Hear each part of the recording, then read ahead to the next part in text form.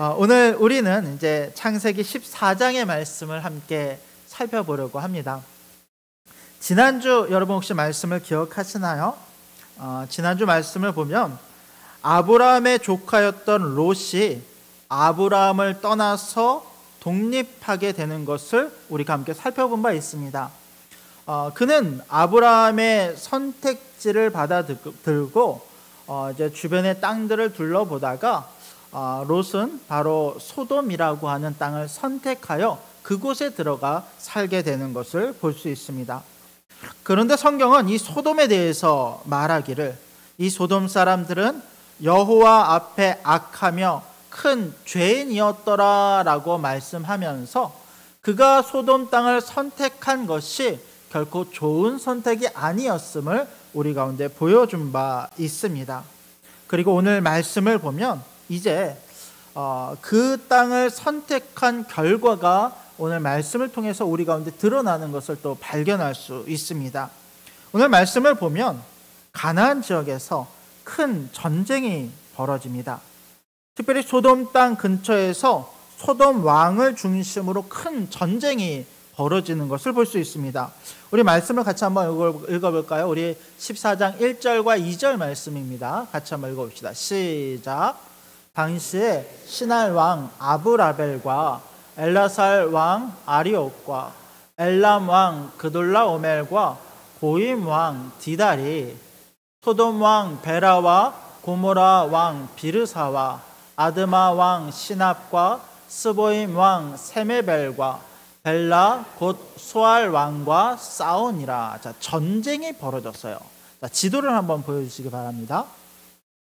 네, 곧 위의 내용 한번 봅시다. 자, 동방의 연합군과 가나안의 연합군 간의 전쟁이 벌어집니다. 자, 롯은 지금 어디에 있습니까? 소돔 땅에 있어요. 엄밀히 말하면 이제 소돔 땅은 가나안 지역을 이야기할 때 가나안 지역을 크게 확장해 보면 이 소돔 땅은 그 사해를 기준으로 사해 동남쪽에 위치한 땅입니다. 그러니까 요단강 동편에 위치하지만 크게 보면 이제 가나안 땅에 속해 있기 때문에 오늘은 편의상 이 가나안 지역의 연합군이라고 제가 표현을 하겠습니다. 자, 이 지역의 왕들과 또 동방 북쪽에 동방의 연합군들 간의 전쟁이 벌어졌어요. 자, 이 동방의 연합군들 중에는 어떤 나라들이 속해져 있냐면 엘람과 시날과 엘라살과 고임이라고 하는 나라가 속해져 있고 특별히 그 중에 엘람 왕이었던 그돌라오멜을 중심으로 연합군이 꾸려진 거예요.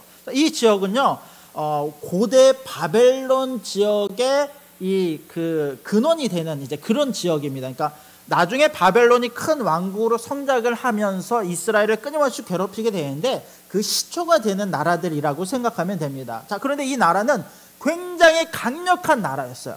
주변에 있는 많은 나라들에게 영향을 미치고 있었습니다. 그 영향을 미쳤던 왕들이 어떤 왕들이냐면 그 주변의 왕국뿐만 아니라 이 소돔 땅을 비롯한 소돔과 고모라와 아드마와 스보임과 소알이라고 하는 이 사해 근방에 있었던 5 나라들도 다 동방 왕들의 속국으로서 오랜 기간 조공을 바치고 오랜 기간 섬기고 있었다는 거예요. 그런데 이 연합군들이 그동안은 오래도록 이 땅을 섬겨오다가 12년째 되는 해에 이 사람들이요 작정하고 13년째가 되었을 때에 그동안 섬기던 그돌라오멜과 그 동방국의 연합군을 배신하기로 작정을 합니다. 그리고 나서 이들의 배반을 알아차리고 난 이 그돌라오멜을 중심으로 한 동방의 4개국이 연합을 해요.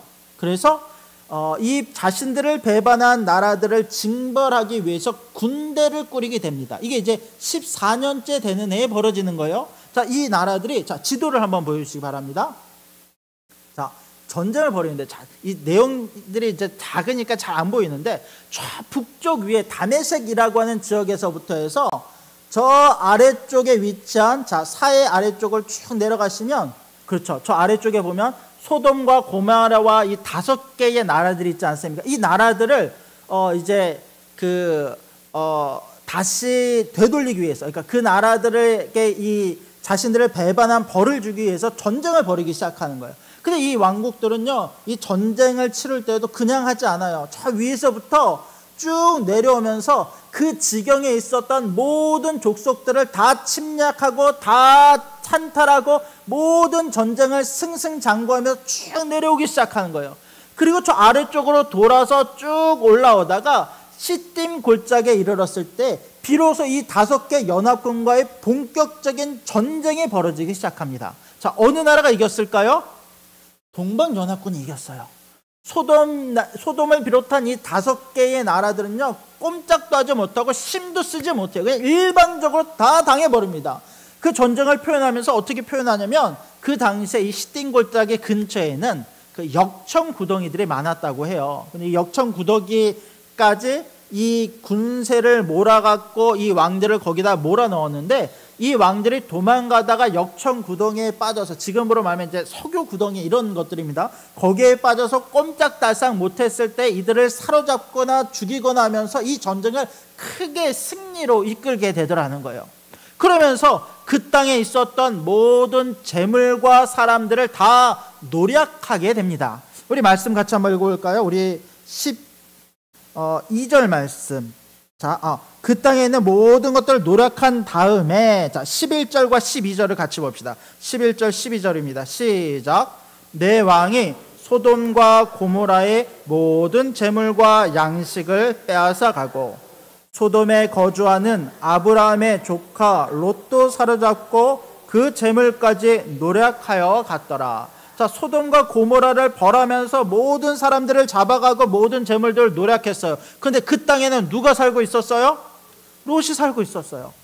아브라함의 조카였던 롯이 그 땅을 선택해서 그곳 가운데 살고 있었는데, 이 롯에게 그 재앙이 그대로 임해서 롯도 사로잡혔고 그의 가족들도 사로잡혔고 그의 모든 재산들까지 다 빼앗겨 갔다는 거예요. 자, 이 소식이 아브라함에게 들립니다. 아브라함이 가만히 있었겠습니까? 아니에요. 그 즉시로 아브라함은 자신들의 형제들과 같았던 주변의 동맹의 사람들을 모으기 시작하고, 또 오래도록 자신의 집에서 길러지고 함께하였던 이 사람들을 모아요. 자, 그 사람들에 대한 내용이 이제 14절에 나오는데, 자, 우리 13절과 14절을 같이 한번 읽어보세요. 13절, 14절입니다. 자, 시작. 도망한 자가 와서 히브리 사람 아브람에게 알리니, 그때에 아브람이 아모리 족속 마므레의 상수리 숲을 근처에 거주하였더라. 마므레는 에스골의 형제요 또 아넬의 형제라. 이들은 아브라함과 동맹한 사람들이었더라.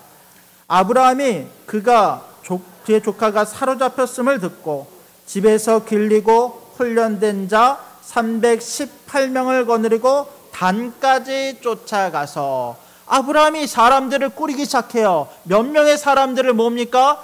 자신의 집에 거주하던 318명의 사람들과, 또 마므레 이 숲풀에 있었던, 마므레라고 하는 것이 지역 이름도 되지만 사람 이름이거든요. 마므레와 또 그의 형제였던 에스골과 아넬이라고 하는 형제들과 동맹한 이 사람들과 함께 이 동방의 4개국 연합을 쫓아가기 시작해요. 자, 지도를 한번 봅시다. 어디까지 쫓아가는가? 자, 지도를 보면 이 시딤 골짜기에서 위쪽으로 쭉 도망가고 있는 사람들을 쫓아가기 시작하는데, 자, 이 마므레라고 하는 헤브론 위편에 있는 요 지역에서부터 해서 요 위로 쭉 쫓아가는 거예요. 저 위까지 쭉 올라갑시다. 어디까지 갑니까? 단이라고 하는 곳까지 가요. 단이라고 하는 곳까지 쫓아가서 그 사람들을 쳐 부수기 시작했고, 또 결국 어디까지 가냐면 다메섹까지 이 사람들이 패망하여 도망했을 때 다메섹 이제 서편에 있었던 그 지역까지 끝까지 쫓아가서 이 모든 전쟁을 크게 승리했을 뿐만 아니라 그들이 빼앗아갔던 모든 사람들과 재물들을 다시 찾는 놀라운 전쟁의 승리를 이제 아브라함이 이루게 된 것을 보게 되더라는 것입니다. 그런데 가만히 생각해 보세요. 자, 아브라함과 함께 했던 사람들이 몇 명이라고요? 318명. 여기다가 플러스 알파의 사람들이에요. 사실 318명이라고 하는 사람들은요, 한 가문의 수장이었던 아브라함이 거느리기에는 굉장히 굉장히 많은 사람들인 것은 분명합니다. 아브라함은 갈대아 우르에서 떠나올 때부터 많은 재산들을 가지고 왔을 뿐만 아니라 애굽 땅에 갔다가 오면서 그 애굽 왕이 주었던 종들과 재산들이 더 많이 불려진 상태로 가나안 땅에 거주하게 되었는데, 그때 함께했던 사람들이 이렇게 많다는 것은 하나님께서 아브라함을 얼마나 많이 축복하셨는가를 보여주는 증거가 되기도 합니다. 그런데 엄밀히 말해서 한 가문의 수장으로서는 많은 사람들이 있지만 이 동방의 4개국의 연합체와 상대하기에는 결코 많은 숫자가 아니었다는 거예요.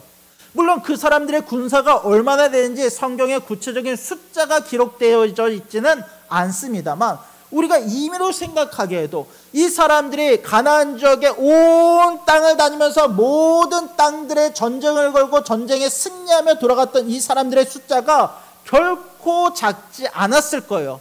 그럼에도 불구하고 아브라함은 의분을 가지고 롯을 되찾기 위해서, 한 영혼을 되찾기 위해서 이 전쟁에 참여하였고, 이 적은 숫자를 가지고 참여하였음에도 불구하고 하나님께서 그와 함께 하심으로 말미암아 놀라운 승리를 거두게 된 것을 우리가 보게 되더라는 것입니다. 여러분, 이 전쟁은 사람의 숫자에 달려있지 않아요. 전쟁은 힘과 국력에 달려있지 않습니다. 전쟁은 누구에게 속해 있습니까? 오직 하나님께 속해져 있다라고 성경은 우리 가운데 말씀하고 있다라는 것입니다. 자, 이렇게 전쟁에 큰 승리를 거두었던 아브라함이 이제 모든 빼앗겼던 것들을 되찾아 가지고 이제 자신의 집으로 돌아오게 됩니다. 근데 아브라함이 자신의 집 근방으로 돌아왔을 때에 성경을 보면, 오늘 성경에 2명의 왕이 아브라함을 영접했다라고 나옵니다. 한 명은 소돔의 왕이었던 베라라고 하는 사람이었고, 한 명은 오늘 성경에 중요하게 등장하는 멜기세덱이라고 하는 살렘의 왕이 아브라함을 맞이하기 위해서 사회 골짜기로 나온 것을 볼 수 있습니다. 자, 먼저 멜기세덱의 이야기를 함께 살펴보겠습니다. 자, 성경은 멜기세덱에 대해서 이렇게 이야기합니다. 우리 18절 말씀을 같이 한번 읽어봅시다. 18절입니다. 시작. 살렘 왕 멜기세덱이 떡과 포도주를 가지고 나왔으니 그는 지극히 높으신 하나님의 제사장이었더라. 이 멜기세덱이라고 하는 사람이 갑자기 등장을 합니다. 근데 이 멜기세덱에 대해서 성경은 표현하기를 이렇게 표현해요. 살렘의 왕이었다. 살렘이라고 하는 지명은 샬롬에 변형된 단어입니다. 다르게 얘기하면 샬롬이 무슨 뜻이죠? 평안이라고 하는 뜻이거든요. 이 살렘이라고 하는 것도 평안이라고 하는 의미를 갖고 있습니다. 즉 평강의 왕이다라고 하는 의미입니다. 멜기세덱은 평강의 왕입니다. 이 살렘은 나중에 예루살렘이 됩니다. 자, 그리고 또 멜기세덱이라고 하는 체덱이라고 표현하는데, 세덱이라고 하는 이 단어는 뭐냐면 의로운 왕이다라고 하는 표현이에요. 자, 이 멜기세덱은 평강의 왕일 뿐만 아니라 의로움의 왕이었다는 거예요. 근데 이 사람은 갑자기 등장해요. 근데 갑자기 등장해서 성경은 이 사람에 대해서 이야기를 하기를 그는 지극히 높으신 하나님의 제사장이었다고 나와요. 그는 제사장이었대요. 그럼 여러분 가만히 생각해 봅시다. 여러분, 이 당시에 아브라함 말고도 하나님을 믿는 사람들이 이 땅에 있었다는 이야기가 맞습니까? 맞아요. 여러분, 우리는 이제 아브라함으로부터 이스라엘의 출발이 시작되어지기 때문에 아브라함과 그의 자손들만 하나님을 믿었다라고 생각하지만 실제로 성경은 그렇게 기록하지 않습니다. 아브라함은 셈의 자손이에요. 셈은 그 이전부터 노아의 아들로서 하나님을 온전히 섬겼던 사람입니다. 그의 자손들은 많이 이 땅 가운데 퍼져 있었는데 그들의 자손 중에 노아의 신앙을 본받아서 여전히 하나님을 신실하게 섬기는 자들이 그 시대에도 있었다는 거예요. 대표적인 사람이 누군지 아십니까? 성경에 기록되어져 있는 욥이라고 하는 사람이에요. 욥기에 나오는 욥은요, 뭐 어느 시대, 다음 아브라함 이후의 시대의 사람이 아니라 바로 아브라함의 시대에 그때 한 시대를 살았던 사람이 바로 욥입니다. 그는 하나님의 선하고 의로운 사람으로 믿음 안에서 하나님을 온전히 섬겼던 사람으로 성경에 소개되어지고 있습니다. 자, 그런데 이 욥뿐만 아니라 멜기세덱도 마찬가지였다는 거예요. 의로운 자이고 평강의 왕이었던 멜기세덱은 하나님의 제사장으로서 하나님을 온전히 섬기는 자로 소개되어져 있습니다. 그런데 이 멜기세덱에 대해서 표현하면서 이 오늘의 성경뿐만 아니라 신약에서도 멜기세덱에 대한 이야기가 나와요. 우리 한번 볼까요? 히브리서 7장 1절부터 3절까지 말씀입니다. 1절부터 3절까지입니다. 시작. 이 멜기세덱은 살렘의 왕이요 지극히 높으신 하나님의 제사장이라. 여러 왕을 쳐서 죽이고 돌아오는 아브라함을 만나 복을 빈 자라. 아브라함이 모든 것의 10분의 1을 그에게 나누어 주니라. 그 이름을 해석하면 먼저는 의의 왕이요 그 다음은 살렘 왕이니 곧 평강의 왕이요. 아버지도 없고 어머지도 없고 족보도 없고 시작한 날도 없고 생명의 끝도 없어 하나님의 아들과 닮아서 항상 제사장으로 있느니라. 근데 이 멜기세덱을 표현하면서 굉장히 신비롭게 표현을 해요. 그의 족보에 대해서 이야기하는데 아버지도 없고 어머니도 없고 족보도 없고 시작한 날도 없고 생명의 끝도 없대요. 항상 제사장으로 있었대요. 그러면서 누구와 닮았다고 나와요? 하나님의 아들과 닮았다고 나와요. 우리가 이 멜기세덱의 정체를 다 알 수는 없습니다만 성경에 분명히 표현하는 멜기세덱의 모습은 뭐냐면 예수님을 이야기하면서 예수님은 제2의 멜기세덱이다라고 표현을 하였고 또 멜기세덱은 예수님의 예표로 구약에 등장한다라고 우리 가운데 소개되어지고 있다는 것입니다. 그는 신비한 하나님의 제사장으로서 하나님의 소임을 다하는 하나님 안에 속했던 사람이다라고 이야기합니다. 특별히 이 멜기세덱이 예수님과 닮은 점을 표현하면서 이와 같은 특징들이 있어요. 보통 이제 예수님을 표현할 때 세 가지 예수님의 직분에 대해서 이야기합니다. 예수님은 왕이시고 선지자이시고 제사장이신 분이시다라고 이야기해요. 그런데 이 멜기세덱이 꼭 그와 같았다는 거예요. 멜기세덱은 왕이었고 제사장이었고 아브라함에게 있어서 그를 축복해 주는 선지자와 같은 사람이었습니다. 아브라함에게 믿음의 이 축복을 더해 주심으로 그 자손이 하나님 앞에 선택된 백성으로 살아가기까지 그에게 하나님의 이름으로 복을 빌어준 자가 바로 멜기세덱이었고 이 멜기세덱은 오늘날 우리 가운데 구원을 허락해 주신 예수님의 모습으로 구약에 등장하는 것을 볼 수 있습니다. 자, 그렇던 이 멜기세덱이 아브라함에게 축복을 빌어줍니다. 우리 말씀을 같이 한번 볼까요? 자, 19절 20절 말씀입니다. 19절 20절입니다. 시작. 그가 아브라함에게 축복하여 이르되 천지의 주제시오 지극히 높으신 하나님이여 아브라함에게 복을 주옵소서. 너희 대적을 내 손에 붙이신 지극히 높으신 하나님을 찬송할지어다 하매. 자, 여기까지 봅시다. 자, 멜기세덱이 아브라함을 축복합니다. 근데 축복할 때 멜기세덱의 이 말을 가만히 보면 특징이 하나 있어요. 자, 지금 멜기세덱은 아브라함을 높이고 있습니까? 아니면 하나님을 높이고 있습니까? 자, 이 재밌는 거예요. 자, 지금 가만히 이야기해 보면 물론 이 멜기세덱은 아브라함을 축복합니다. 근데 그렇다고 해서 이 전쟁에서 승리하고 돌아온 아브라함을 맞이하면서 아브라함을 위대한 왕이고 위대한 사람이고 이렇게 아브라함을 칭찬하거나 인정하는 것이 아니에요. 그의 말을 보면요, 보십시오. 천지의 주제이시고 지극히 높으신 하나님이라고 하면서 하나님을 강조해요.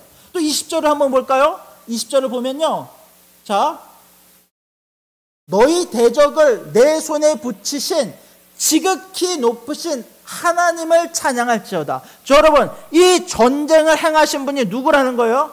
하나님이라, 아브라함이 아니라 하나님이 모든 일들 너희 가운데 행하셨기 때문에 그 하나님을 내가 높인다라고 이야기해요. 이것이 하나님의 제사장이었던 멜기세덱, 그가 가지고 있는 생각이었고 그가 가지고 있는 이 믿음이었고, 또 이것이 그리스도로서 구약에 예표된 예수님의 모습이다라고 성경은 우리 가운데 보여주고 있다는 것입니다. 자, 이 놀라운 축복을 높으신 하나님의 이름으로 아브라함에게 부어주고 있어요.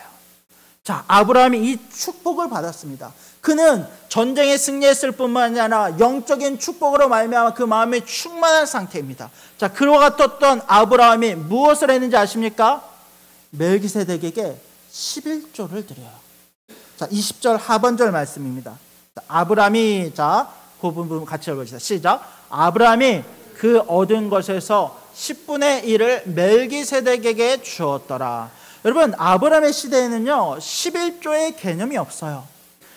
나중에 11조의 개념은 모세가 시내산에 올라가서 하나님의 율법을 받을 때, 그때 하나님께서 이 11조를 구별하여 드릴 것을 이스라엘 백성들 가운데 가르친 바 있습니다. 알려주신 바 있어요. 그런데 이미 그 훨씬 이전에 아브라함은 하나님의 거룩한 제사장에게 11조를 바칩니다. 여러분, 살렘 왕이었던 멜기세덱이 부족해서 그 11조를 받았을까요? 아니에요. 이 11조를 드린 이유는 명확합니다. 그가 지금 얻었던 모든 것들과 그 승리가 누구로 말미암은 것이라는 거예요? 하나님으로 말미암은 것이라는 거예요.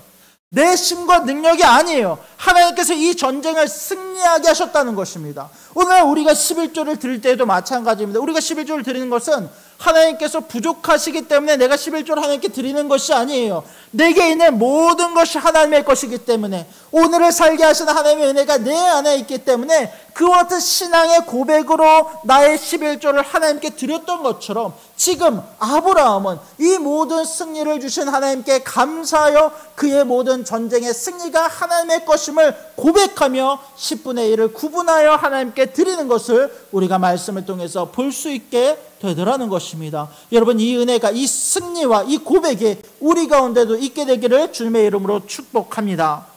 자, 이런 놀라운 은혜가 아브라함에게 임합니다. 자, 그런데 오늘 성경은 이 멜기세덱에 이어서 소돔 왕의 이야기를 같이 기록을 하고 있습니다.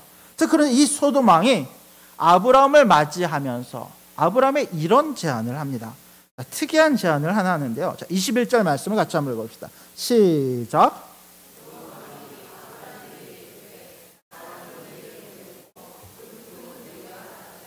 소돔 왕이 아브라함에 이렇게 이야기합니다. 사람은 내게 보내고 물품은 내가 가져가라. 여러분, 이 지금 빼앗겼던 모든 물품은 원래 누구의 것입니까? 소돔 왕의 것이에요.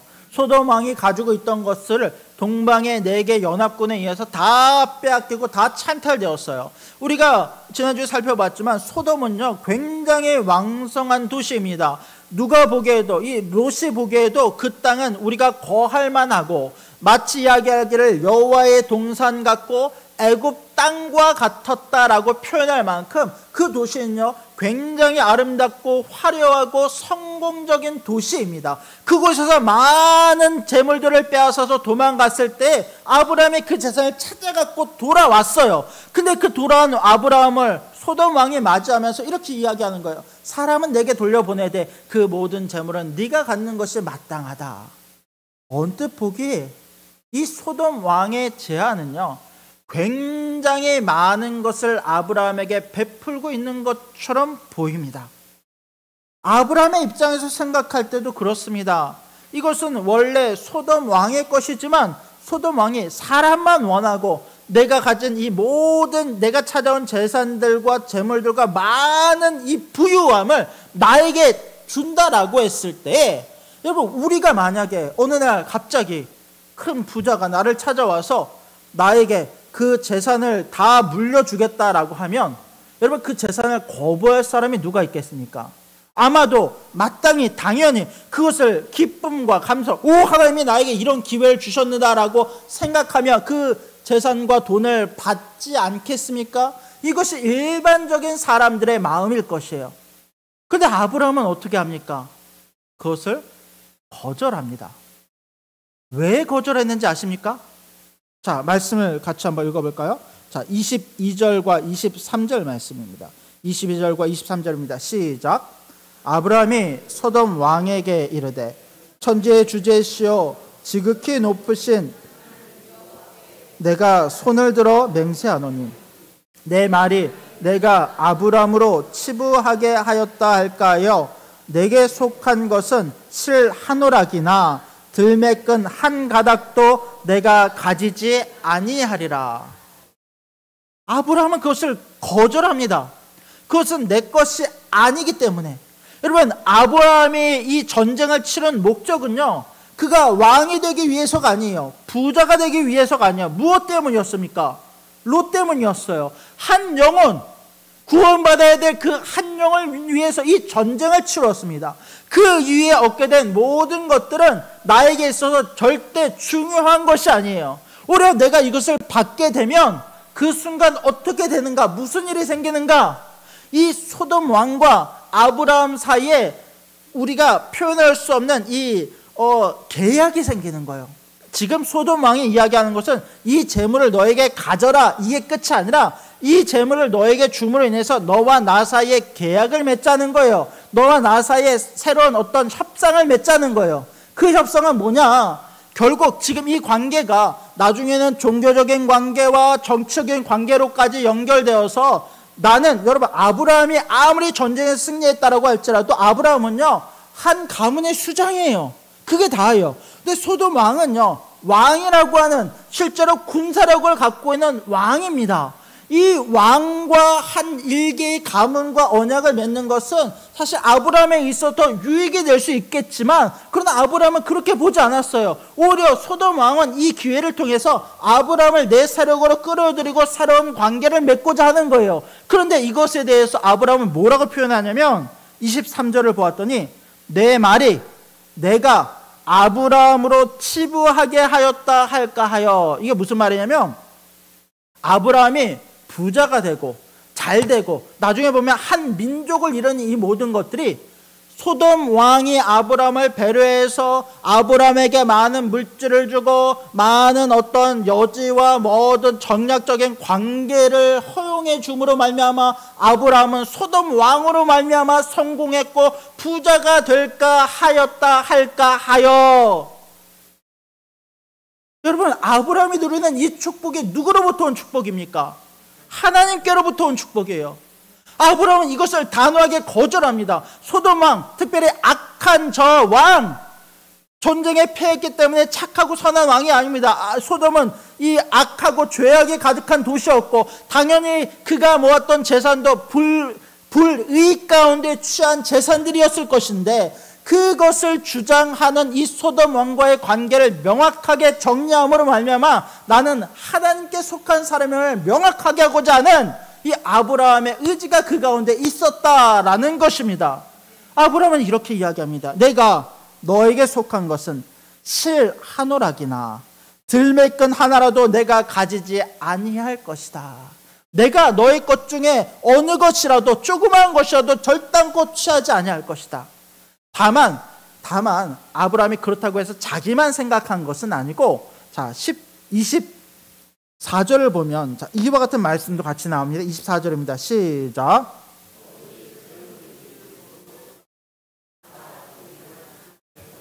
에스골과 마므레의 분깃은 제할지니 그들이 그 분깃은 가질 것이니라. 이건 뭐냐면 전쟁을 치를 때 수고했던 젊은이들의 수고했던 것들은 내가 아니라 그 젊은이들에게 돌릴 것이요, 또 그 가운데 함께 참여하여 동맹이 되었던 아넬과 에스골과 마므레의 분깃은 그들에게 돌릴 것이라. 다만 나에게 주어진 나의 분깃이라고 네가 주장하는 것들 중에는 내가 어느 것도 취하지 않으므로 이 모든 것이 하나님께로부터 왔음을 내가 고백하겠다라고 아브라함은 그의 신앙을 우리 가운데 보여주고 있다라는 것입니다. 여러분, 오늘날 우리가 이 땅을 살면서 많은 선택의 기로가 있습니다. 지난주에 살펴봤던 아브라함과 롯의 이야기처럼 땅에 대한 선택의 여부도 있지만, 또 우리가 살아갈 때 불의한 재물이나 불의한 방식으로 너를 부자되게 할 거라고 하는 많은 유혹들도 우리 가운데 있는 것을 보게 됩니다. 여러분, 지난주 한 주 동안 어떤 일이 있었냐면, 한 연예인이 유명한 연예인이 회사 돈을 횡령을 했어요. 얼마를 횡령해나 봤더니 43억을 횡령을 했대요. 근데 그 횡령한 그 돈을 가지고 무엇을 했나 봤더니 코인에 투자를 했다는 거예요. 그러니까 우리가 생각할 때는 어떻게 저럴 수 있는가 싶은데, 사람의 심리가 그래요. 이 회사 자체가 그 연예인 때문에 돌아가는 회사이기도 했고, 어떻게 보면 이 연예인은 그것을 이제 내 돈이라고 생각했을 수도 있겠죠. 또 쉽게 이 돈을 불릴 수 있는 방법을 이 땅에서 가만히 찾아보면요, 사실 한때 코인 열풍이 얼마나 이렇게 불어왔습니까? 그 코인에 내가 돈을 투자를 하면 그게 10배가 되고 100배가 된다라고 하면 누구라도 욕심이 생길 수밖에 없어요. 그러니까 이 사람이 어떻게 생각을 하냐면, 이것을 일부 가져다가, 이 사람은 아마 이렇게 생각했죠. 그것을 빌려다가 투자를 내서 수익이 나면 수익을 갖고 나머지는 내가 취하겠지라고 생각을 했을 거예요. 그러나 이것을 엄밀히 말하면 아무리 좋게 포장을 한다라고 할지라도 횡령이에요. 하지 말아야 될 일들을 하는 거예요. 근데 여러분, 이것은 굉장히 큰 것에 대한 이야기입니다만, 작은 것을 우리가 보았을 때도 그렇습니다. 우리 눈앞에 볼 때 작은 이득을 취하기 위해 눈앞에 보여지는 것이 있어요. 누가 보기에는 공짜 같고, 누가 보기에는 거저 주는 것 같고, 누가 보기에는 그것을 내가 취하면 내가 유익과 만족과 부자가 될 것 같은 것들이 우리 눈앞에 있어요. 그러나 성경은 이런 모든 선택의 순간에서도 우리가 그것을 취함으로, 그것으로 말미암아 부자가 되는 것이 과연 무슨 소용이 있으며, 그것으로 말미암아 내가 유익을 얻는 것이 하나님 앞에 내가 얼마나 그것이 하나님께 인정을 받을 만한, 하나님 앞에 내가 설 수 있을 만한 일인가를 우리 가운데 말하고 있다는 거예요. 우리 가운데 성경이 이렇게 이야기합니다. 우리 가운데 주어진 멜기세덱의 축복을 사모하는 자가 되어야지, 세상의 자랑과 세상의 부에 눈을 두고 살아가는 사람들이 되지 말라라고 성경은 말씀하고 있습니다. 여러분, 엄밀히 보십시오. 멜기세덱과 소돔왕을 보십시오. 멜기세덱은요, 그 멜기세덱이 우리 가운데 준 것은 그냥 눈에 보이지 않는 축복이에요. 어떻게 말하면 우리는요, 이 멜기세덱에게 11조를 드리고 더 많은 충성과 더 많은 어떤 우리의 것들을 쏟아 부어야 되는 사람이 멜기세덱이에요. 근데 소돔왕은 그렇지 않아요. 소돔왕은요, 눈에 보이는 당장 내가 필요한 것들을 나에게 부어주는 왕이에요. 나는 그에게 어떤 것을 주지 않아도 그 사람은 나에게 물밀듯이 많은 것들을 줘요. 여러분, 이 뱀이 독을 소유하고 있을 때, 이 사단이 우리 가운데 독을 줄 때 그 독을요, 그냥 독이다라고 하고 주지 않아요. 그것을 좋게 포장하고 이쁘게 꾸며서 도구를 줄 때 우리가 당장에 그것은 좋은 선물처럼 보고 취할지라도 결국 그것이 나에게 도구로 돌아오듯이, 우리가 하나님을 섬기는데도 이와 똑같은 원리가 적용되는 것을 우리가 보게 되더라는 것입니다.